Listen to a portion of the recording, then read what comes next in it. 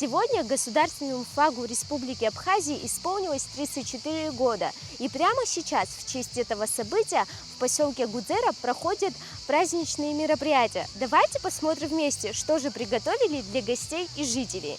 Первой площадкой праздника стало творческое пространство «Арт-хаб».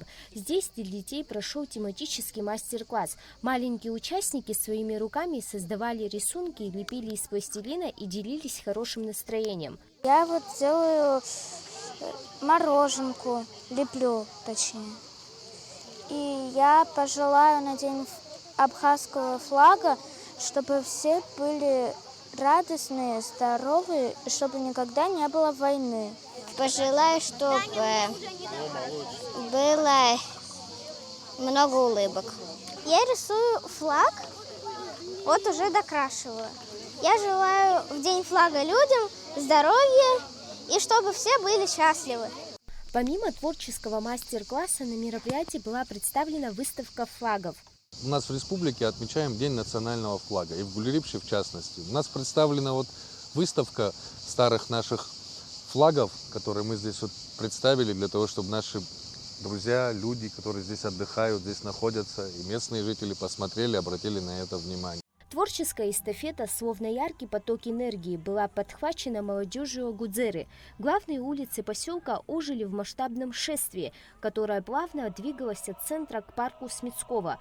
Участники, полные энтузиазма и креативности, делились своими мыслями о том, что для них значит нести флаг.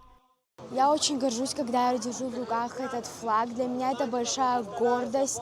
Я очень люблю свою страну, и я очень рада, что я здесь живу. Для меня это день гордости за нашу Родину. Участие в шествии – это возможность выразить уважение к нашей республике. Я хочу поздравить всех с Днем флага. И я горжусь, что я держу в руках флаг.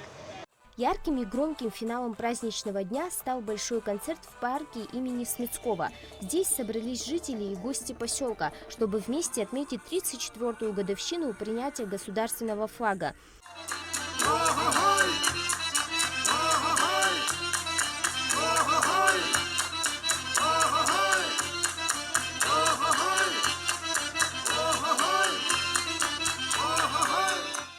Милана Агарба, Аляс Амичба, Абхазское телевидение.